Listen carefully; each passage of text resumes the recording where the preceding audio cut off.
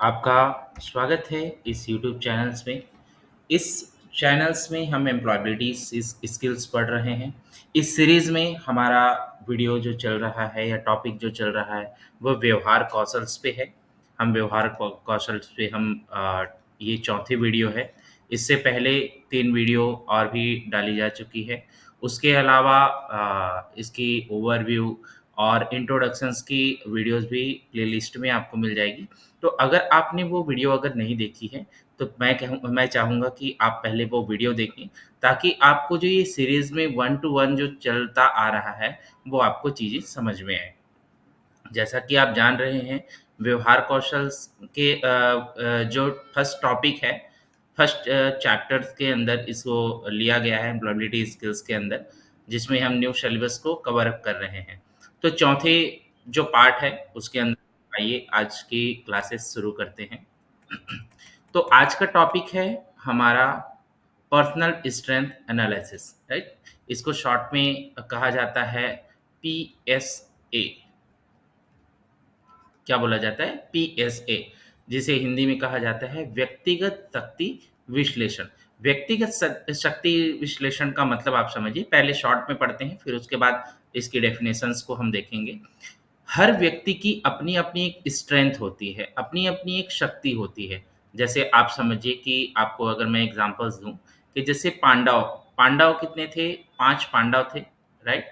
5 पांडव थे, इसमें से सबसे बड़े थे युधिष्ठिर, राइट? युधिष्ठिर, सेकंड उसके बाद भीम, अर्जुन, नकुल, सहदेव, ऐसे करके कंटिन्यू 5 भाई थे। सबकी अपनी-अपनी कैपेसिटी थी, सबकी अपनी-अपनी स्ट्रेंथ थी। जैसे भीम के लिए बोला जाता है कि वो बहुत शक्तिशाली थे, उनको गदा युद्ध पे ये महारत हासिल थे। युधिष्ठिर जो थे, वो सत्यवादी थे और भाला चालन में बहुत अच्छे थे, शूल चालन में बहुत अच्छे थे।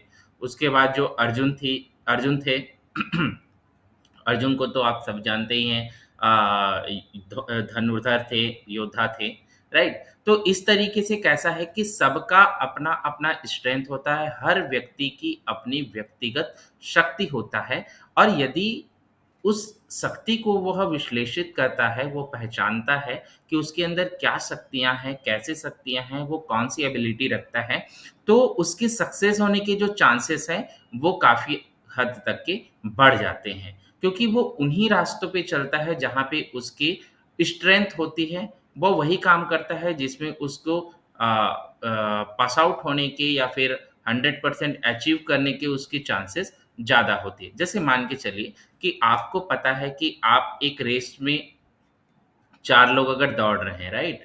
आपको पता है कि आपकी दौड़ने की कैपेसिटी जो है वो बहुत अच्छी है। तो आप इन तीनों को पछाड़ सकते हैं, कुछ अपनी ट्रेनिंग्स को वगैरह को ध्यान देके आप इन तीनों को पछाड़ सकते हैं। तो आप इस स्ट्रेंथ को आप यूटिलाइज़ कर सकते हैं। बट वहीं पे कोई ऐसा पर्सन है जो फिज़िकल डिसेबल है, उनके मान के चलिए उनका दिव्यांग है, उनके पैर काम अगर नहीं कर रहा है, तो वो इस बारे में कभी सोच ही नहीं सकता, ठीक है? तो कहने का मतलब है कि किसी पर्सनल का स्ट्रेंथ, अगर किसी व्यक्ति को अपनी व्यक्तिगत शक्तियों के बारे में नॉलेज है, तो वो उसे एनालाइज़ करके उसे यूटिलाइज़ कर सकता है और अपने जीवन में सफलता को प्राप्त कर सकता है। ठीक है? तो आइए इसी के अंदर हम पढ़ते हैं शॉर्ट एनालिसिस। हम इसे बोलते हैं शॉर्ट, जिसका फुल फॉर्म होता है strength, weakness, opportunity, threat, right? तो क्या लिखा है? आगे पढ़ते हैं। A personal strength that means short, ठीक है? A personal strength analysis can provide insight based on your personality strength। क्या लिखा है इसको आप देखेंगे। Personality strength, foreseeable challenge and present opportunities you can maximize in pursuit of career goals, right? इसका मतलब ये है, मैं आपको सीधे सरल शब्दों में बताता हूँ कि आप अपने कैरियर गोल्स को ज़्यादा अच्छे से सफलता से प्राप्त कैसे कर सकते हैं, जब आपको पता हो कि आपकी जो स्ट्रेंथ क्या है, ठीक है? चैलेंजेस क्या आ सकती हैं, कहाँ पे आपकी अपॉर्च्युनिटी है, ठीक है? तो इन चीज़ों को जब आप एनालाइज़ करते हैं, जब आप जानते हैं, समझते हैं, तो आप अपनी करियर गोल्स में ज़्यादा सफलता प्राप्त कर सकते हैं, ठीक है? तो पहला होता है, अभी हम इसको विस्तार से भी पढ़ेंगे, स्ट्रेंथ। तो पहला होता है, एस का मतलब है स्ट्रेंथ, डब्ल्यू का मतलब है वीकनेस, ओ का मतलब है opportunity, T that means threats, right? Strength की मतलब होती है अपनी शक्तियों को पहचानना, ठीक है? वीकनेस मतलब होती है अपनी कमजोरियों को जानना, अपॉर्चुनिटी का मतलब होता है जो मार्केट में अवसर हैं उनको पहचानना, और इसका मतलब होता है अपनी जो वीकनेस है उससे क्या खतरे हो सकते हैं उसको जानना और उसको ओवरकम करना, ठीक है? आई होप कि आपको बेसिक चीजें समझ में आ गई होंगी। हम चलते हैं आगे। तो पहला यही मैंने लिया हुआ है। इसमें लिखा है कि व्हाट इज शॉर्ट एनालिसिस। अब जैसे शॉर्ट तो आपको पता चल गया, strength, weakness, opportunity and thirds, हमने ये चीजें समझ गया।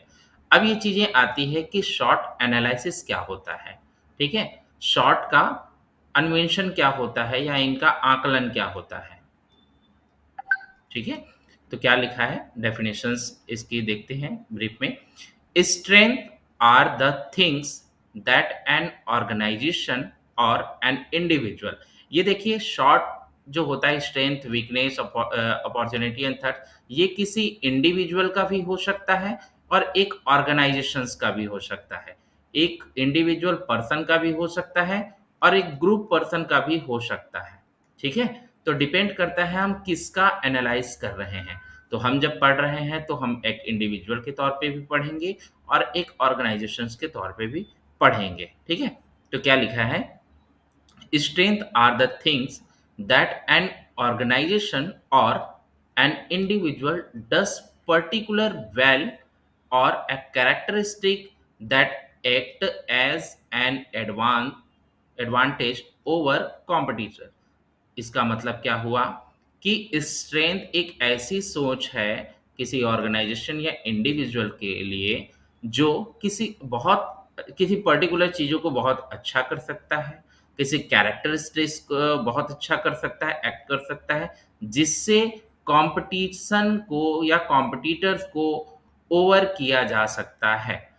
कहने का मतलब है, जैसे मैंने आपको बताया कि किसी एग्ज़ाम में मान के चलिए कि 3 सब्जेक्ट हैं, ठीक है? 3 सब्जेक्ट हैं और तीनों सब्जेक्ट 30-30 नंबर के होने हैं। अब आपको ओवरऑल पता है कि ये कॉम्पिटिशन एग्ज़ाम है जिसमें अगर मैं टॉप अगर आता हूँ, तो टॉप आने के लिए मुझे सबसे टॉप रैंक में सबसे ज़्यादा नंबर अर्जित करने होंगे। अब ये एक सब्जेक्ट मान के चलते हैं हम, एक हिंदी है, दूसरा मैथ है और तीसरा है इंग्लिश, राइट? अब तीनों को मिला के नंबर जिसका टॉप में आएगा उसकी मान के चलिए जॉब लगने वाली है, सिंपल सा एक पोस्ट है।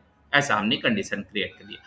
अब आपको पता है कि आपकी मैथ है वो बहुत अच्छा स्ट्रांग है।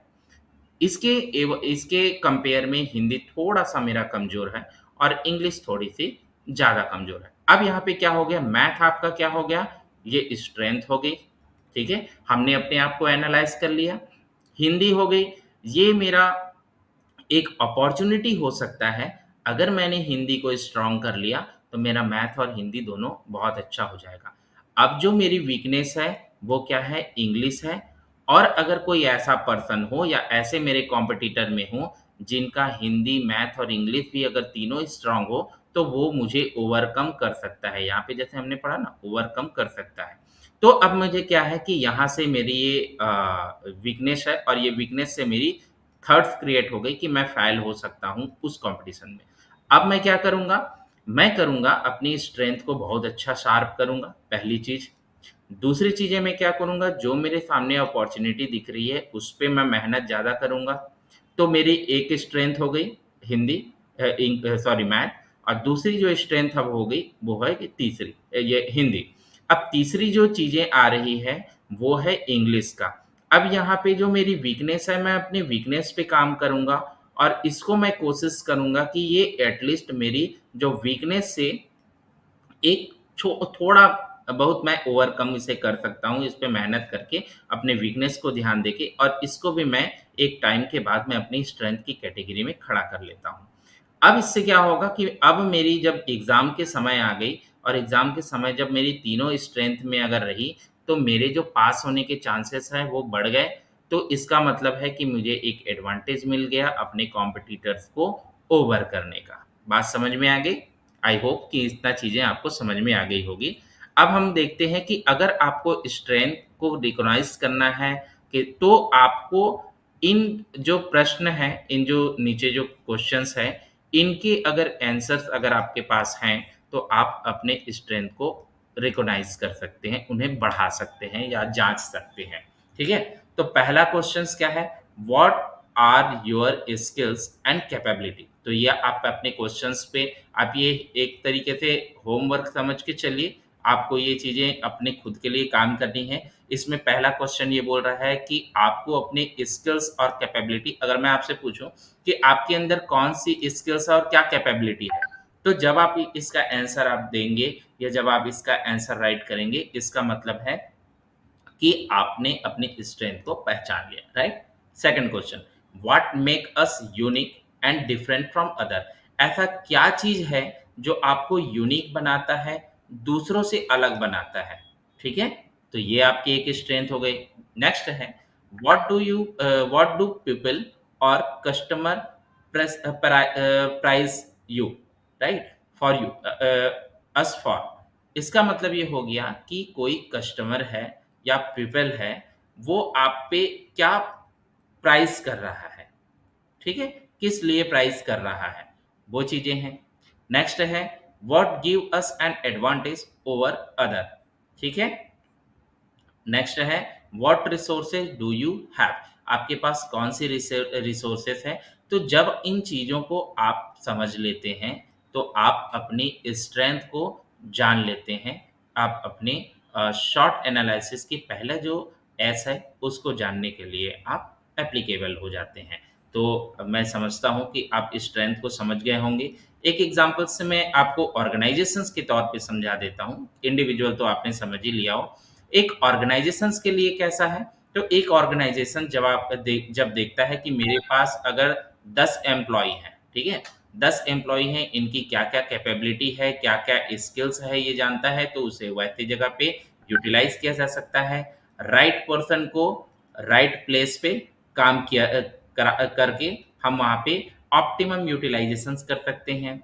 हम अपने प्रोडक्ट के, अपने सर्विसेज को यूनिकनेस जान सकते हैं और उसको दूसरे से, कॉम्पिटिटर से हम डिफरेंट दिखा के मार्केट कैप्चर कर सकते हैं, राइट? हमारे पास ऐसी कौन सी प्रोडक्ट है जिसके लिए कोई कम पीपल या कोई कस्टमर हमको पे कर सकता है, हमको अप्रिशिएट कर सकता है, ये हमने जान लिया, तो अपने ऑर्गेनाइजेशंस को हम बढ़ा सकते हैं।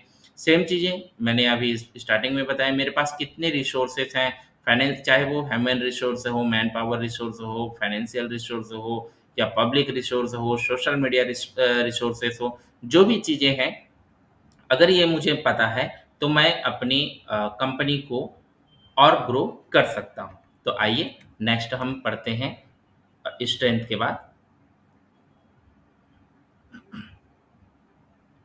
अब यहाँ पे आता है सेकंड, एस हमारा हो गया स्ट्रेंथ। अब सेकंड आता है हमारा डब्ल्यू दैट मीन्स वीकनेस। तो वीकनेस क्या होता है? Weakness are negative and internal factor. देखो, वीकनेस कभी भी बाहर से नहीं होगी, वीकनेस हमेशा आपके अंदर से होगी। तो ये इंटरनल फैक्टर है, ठीक है? और दूसरी चीज़ें, ये नेगेटिव पॉइंट्स है। नेगेटिव पॉइंट्स दैट मीन्स कि जैसे मैंने आपको एग्जांपल्स दिया था कि मान के चलिए कि आपके पास 3 सब्जेक्ट हैं, हिंदी, इंग्लिश और मैथ। इसमें आपका मैथ स्ट्रॉन्ग है, हिंदी स्ट्रॉन्ग है, आपकी वीक आपकी इंग्लिश है। दैट मीन्स कि आपका क्या है? ये नेगेटिव पॉइंट है। इसके कारण आप सप्ली आ सकते हैं, इसके कारण आपका मार्क कम हो सकता है, इसके कारण आपका जो रैंकिंग है वो कम हो सकता है। तो ये आपका नेगेटिव पॉइंट है और ये इंटरनल फैक्टर है, कोई एक्सटर्नल फैक्टर नहीं। क्योंकि एक्सटर्नल फैक्टर क्या होता है? वो यूनिवर्सल होता है। जैसे अभी समझ के चलिए कोविड हुआ, कोविड में गवर्नमेंट ने लॉकडाउन का किया। ये लॉकडाउन का क्या था? ये एक्सटर्नल फैक्टर है। ये सब पे यूनिवर्सल लागू हुआ। बट वहीं पे इंटरनल फैक्टर क्या हो गया कि मुझे अभी इस सीजन में मुझे कोल्ड हो गया, बट मेरे बाकी एक्सटर्नल फैक्टर जो एक्सटर्नल पर्सन है वो उनको कोविड नहीं, उनको कोई कोल्ड नहीं हुआ, उनको कोई बीमारी नहीं हुई, उनको कोई वायरल फीवर नहीं हुआ। तो इसका मतलब क्या है, अभी जो बीमारी हुई है वो मेरी इंटरनल फैक्टर्स के अंदर आ गई, राइट। तो आगे चलते हैं। Weaknesses are negative and internal factor that affect your organizational success. इसको आप ऑर्गेनाइजेशनल को इंडिविजुअल सक्सेस भी कह सकते हैं। एक सेकेंड, ठीक है। तो कहीं भी अगर ऑर्गेनाइजेशनल या ऑर्गेनाइजेशंस का लिखा है तो आप इसे ऑर्गेनाइजेशन, अगर आपका है तो आप ऑर्गेनाइजेशन या ग्रुप समझें, अगर नहीं है तो आप इसको इंडिविजुअल की तरीके से ट्रीट करें। सेम चीज़ें हैं। अगर आपको आइडेंटिफाई करनी है वीकनेस के लिए तो आपको जो फॉलोइंग क्वेश्चंस हैं उसकी आंसर्स की आपको ज़रूरत होगी। तो पहला है, what can we improve on. ऐसा क्या है जिसे हम इम्प्रूव कर सकते हैं। इम्प्रूव करने का मतलब है कि वो 100% नहीं है। अगर 100% नहीं है तो हम उसको बढ़ा सकते हैं, राइट। सेकंड चीज़ें हैं, what are the things that need to be avoided. ऐसी क्या चीज़ें हैं जिसको अवॉइड करना चाहिए, राइट। तो जो चीज़ें आपको ब्रेक डाउन कर रही, मान के चलिए कि आपका एग्ज़ाम है और आप अपनी ज़्यादा समय सोशल मीडिया पे या दोस्तों यारों के साथ आप अगर वेस्ट कर रहे हैं तो ये आपके जो परफॉर्मेंस है उसको डैमेज कर सकता है, ठीक है। तो इन चीज़ों को आपको अवॉइड करना पड़ेगा। अगर आप एक ऑर्गेनाइजेशन में काम कर रहे हैं और आप अपने टाइम को यूटिलाइज नहीं कर पा रहे हैं, आपके एम्प्लॉय टाइम को यूटिलाइज नहीं कर पा रहे हैं, तो उनका टाइम जहाँ वेस्ट हो रहा है उन चीज़ों को आपको अवॉइड करना होगा या फिर कराना होगा। ऐसे सिस्टम आपको क्रिएट करनी होगी, राइट। नेक्स्ट है, what do you rivals do better than you, right. Next है, what generates the most dissatisfaction and complain. ठीक है, कोई चीज़ें ऐसी है जो आपको बहुत ज़्यादा डिससैटिस्फैक्शन देता है या कंप्लेन क्रिएट करता है, उस चीज़ों को आप जानें। उस चीज़ों को कहने का मतलब है कि किसी भी तरीके से, ये तो कुछ क्वेश्चंस ही हैं, इसके अलावा बहुत सारे क्वेश्चंस आपके अंदर हो सकते हैं जिससे आप अपनी कमजोरियों को जान सकते हैं। मोरल ऑफ द स्टोरी ये है कि आप अपनी वीकनेस को पहचानें और उस वीकनेस के पहचान कर उसे ओवरकम करने के लिए उस पे प्रयास करें, ठीक है। सेम चीज़ें, what resources do you have, और इस पे हम क्या कर सकते हैं, कैसा हमारा है। अगर हमारे पास रिसोर्सेज अगर नहीं है तो ये हमारी वीकनेस के अंदर आ गई, अगर रिसोर्सेज हैं तो हमारी स्ट्रेंथ के अंदर आ गई, राइट। अब जैसे मान के चलिए ये एक एग है, ठीक है। इसकी एक वीकनेस है कि ये जब तक कि इसे बॉयल नहीं किया जाता, ये ब्रेकेबल रहता है। एक बार अगर इसे बॉयल कर दिया जाए तो इसका मतलब क्या है कि जब तक ये बॉयल नहीं है तब तक कि इसका वीकनेस है कि ये ब्रेक हो सकता है, राइट। बट अगर इसको बॉयल कर दिया जाए तो ये अनब्रेकेबल हो जाता है। इसका मतलब क्या है कि इसकी वीकनेस है बॉयल नहीं होना। एक बार बॉयल हो गया तो एक अपना स्ट्रेंथ को पा जाता है, ठीक है। तो आई होप कि एग्जाम्पल आपको समझ में आ गई होगी। आगे हम चलते हैं अपॉर्चुनिटी की तरफ। तो हमारा अपॉर्चुनिटी क्या है। अपॉर्चुनिटी एक हम्म, तो हमारा अपॉर्चुनिटी क्या है। तो शॉर्ट एनालिसिस का हम नेक्स्ट पॉइंट हम पढ़ रहे हैं, अपॉर्चुनिटी। तो अपॉर्चुनिटी क्या है। Opportunity refers to favourable external factor. अब देखो, वीकनेस को मैंने क्या बोला था, इंटरनल फैक्टर, ये आपके इंटरनल होता है। फेवरेबल एक्सटर्नल फैक्टर, कोई ऐसा फैक्टर है जो आपका एक्सटर्नल है और आपके फेवरेबल है। फेवरेबल मतलब होता है अनुकूलित है, ठीक है। मतलब आपके अनुकूल है, जिसमें आप अच्छा परफॉर्मेंस कर सकते हैं। जैसे मान के चलिए कि मैंने एक एग्जांपल लिया था, आपकी मैथ बहुत अच्छी है। अब एक मैथ ओलंपियाड अगर होता है पूरे के पूरे आपके सिटीज में, तो ये आपके पास एक फेवरेबल अपॉर्चुनिटी है, ठीक है। जहाँ पे आप अपना नाम कमा सकते हैं, आप स्कोर अच्छा कर सकते हैं, आप प्राइज गेन कर सकते हैं वगैरह, राइट। तो एक तरीके से ये आपके लिए अपॉर्चुनिटी है। तो आपकी स्ट्रेंथ पे डिपेंड करता है आपकी अपॉर्चुनिटी, राइट। आगे हम देखेंगे कि वैसे ही आपके वीकनेस पे डिपेंड करता है कि आपका थर्ड्स क्या क्रिएट होता है, खतरे क्या क्रिएट होते हैं, राइट। इसे आगे पढ़ते हैं। Favourable external factor that could give an organisation a competitive advantage. Same चीजें यहाँ पे आप इंडिविजुअल देख लें कि आपके पास, जैसे मैंने एग्जांपल दिया कि आपके पास कोई स्ट्रेंथ ऐसी है और उसके अगर कोई एक्सटर्नल फैक्टर है जो फेवरेबल अगर आती है, तो आप उसे कॉम्पिटिटिव एडवांटेज के तौर पे आप उसको ले सकते हैं।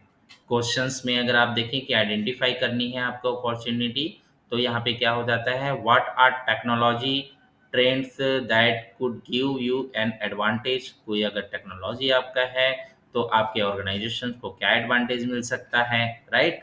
Where you can apply your strength, जैसे मैंने अभी आपको बताया कि आपके पास स्ट्रेंथ है तो आपके पास मार्केट में अपॉर्चुनिटी क्रिएट होगी और इसे आपको ऑब्जर्व करना होगा, ठीक है। तो आप अपनी स्ट्रेंथ देखें और इस स्ट्रेंथ को कहाँ कहाँ आप अप्लाई कर सकते हैं, क्लियर।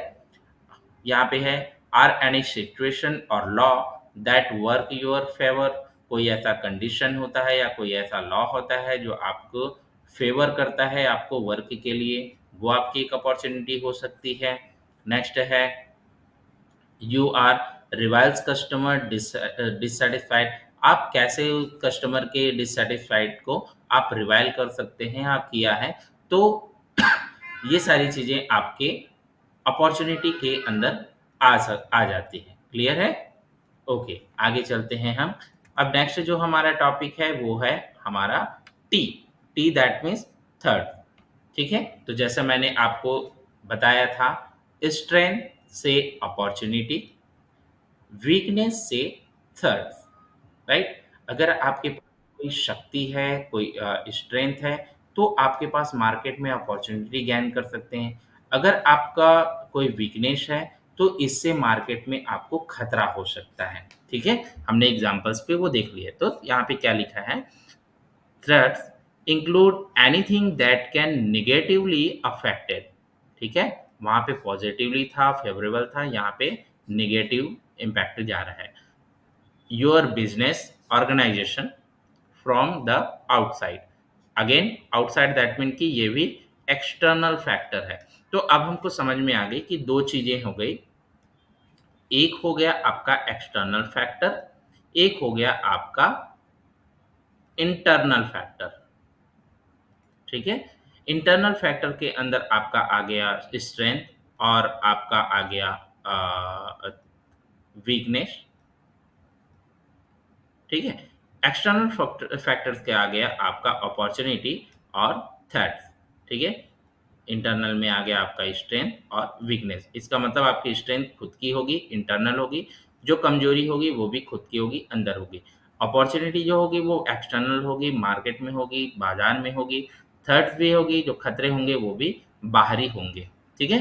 तो सेम इसी तरीके से कुछ क्वेश्चंस है जिनका आंसर आपको करना है। ये सारा आपका होमवर्क रहेगा कि आपको अपनी शॉर्ट एनालिसिस आपको लिखनी है और आप एक एक अपना शॉर्ट जो स्ट्रेंथ है, वीकनेस है, अपॉर्चुनिटी और थ्रेट्स है, इसके बारे में आप मुझे कमेंट करेंगे, ठीक है।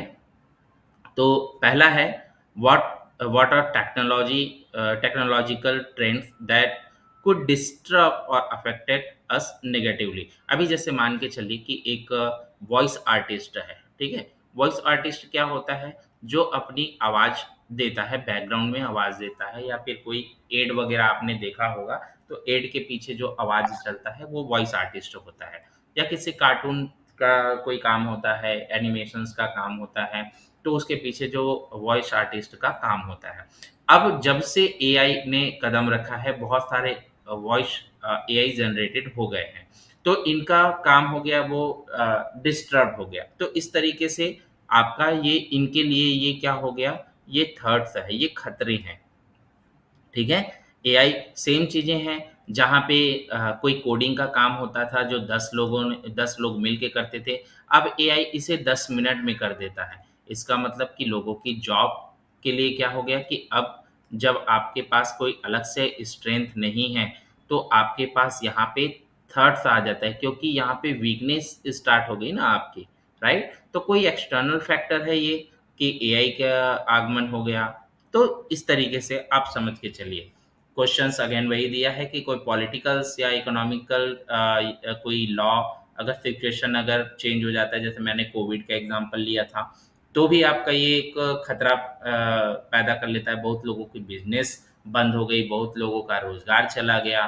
तो वो सारी चीजें क्या होती है, एक्सटर्नल फैक्टर्स होती है, वो आपके लिए खतरे होते हैं।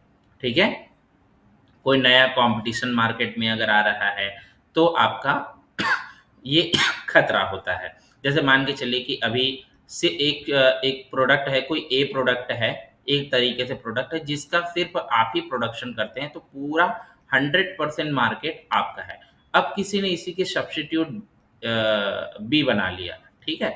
अब दोनों की जो प्राइस है वो सेम है, दोनों की जो रेट है वो सेम है, दोनों की जो क्वालिटी है वो सेम है, तो कहीं न कहीं ये आपका मार्केट शेयर खाएगा, ठीक है? हो सकता है इन्होंने ₹2 आपका आपसे कम कर दिया, तो यहाँ से आपकी 60% आपकी जो पब्लिक थी या कस्टमर था, वो इनकी तरफ मूव ऑन हो गया। तो नया अगर कोई कॉम्पिटिशन अगर आ रहा है मार्केट में, तो ये भी आपके लिए खतरा है।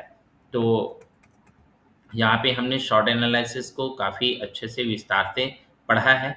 अब इसकी एक प्रोसेस भी होता है, वो भी हम समझ लें कि शॉर्ट एनालिसिस का प्रोसेस क्या होता है कि कुछ एक स्टेप बाय स्टेप प्रोसेस होता है, जहाँ से आप शॉर्ट एनालिसिस को या अपनी स्ट्रेंथ, वीकनेस, अपॉर्च्युनिटी को जान सकते हैं, राइट है? तो पहला जो स्टेप होता है, पहला स्टेप कहता है कि analyse internal and external environment. आपको अपने इंटरनल और एक्सटर्नल एनवायरनमेंट को आपको एनालाइज करना है, और इनको एनालाइज करने के बाद क्या करना है, तो सेकंड स्टेप में आना है कि perform short analysis and document. अब इन शॉर्ट एनालिसिस को क्या करना है कि आपको परफॉर्मेंस पे लेके आना है। परफॉर्मेंस में कैसे, कि आप स्ट्रेंथ को कैसे, जैसे मैंने आपको एग्जांपल्स में दिया था पहले, कि आपके पास कोई स्ट्रेंथ है, उस स्ट्रेंथ में क्या क्या अपॉर्चुनिटी आप गेन कर सकते हैं, कोई वीकनेस है तो वो क्या आपके लिए थ्रेट्स क्रिएट कर सकता है। उन सारी चीज़ों को आपको एनालाइज करना है, उसको डॉक्यूमेंटेड करना है, और उसके बाद फिर इन पे आपको परफॉर्म करना है, आपको काम करना है, ठीक है? इसके बाद होता है तीसरा स्टेप होता है प्रिपेयर एक्शन प्लान। अब जब आपने जान लिया कि आपने डॉक्यूमेंट कर लिया, आपने सारा रिटर्न कर लिया, उसके बाद आप किस पे काम करेंगे कि आपको स्ट्रेंथ को शार्प करेंगे, वीकनेस को कम करने की कोशिश करेंगे जिससे थ्रेट्स कम हो, अपॉर्च्युनिटी जो आती है उसको ज़्यादा से ज़्यादा गेन करने की कोशिश करेंगे। तो ये आपका कैसे एक्शन करेगा, उसकी आपको प्लान बनानी है। तो आई होप कि हमने शॉर्ट एनालिसिस को बहुत अच्छे से पढ़ा, उसके प्रोसेस को पढ़ा, उसके डेफिनेशंस को पढ़ा, उसके मतलब को पढ़ा, और बहुत सारे हमने एग्जांपल्स लिए, जिससे पूरी की पूरी तरीके से हमारा शॉर्ट एनालिसिस आपको समझ में आ गया होगा। इस सीरीज़ में हम आगे और भी बढ़ेंगे। ये आज का हमारा चौथा पार्ट था। आगे हम नेक्स्ट जैसा-जैसा चलते जाते हैं, मेरे ख़्याल से 1 या 2 पार्ट से 3 पार्ट के अंदर आपका बिहेवियरल साइंस क्लोज़ हो जाना चाहिए। उसके बाद फिर हम क्वेश्चन्स आंसर्स पे भी इस पे काम करेंगे। इस वीडियो में कोई भी अगर डाउट होता है, या इससे पहले की कोई वीडियोज़ में अगर डाउट होता है, तो आप मुझे कमेंट्स कर सकते हैं।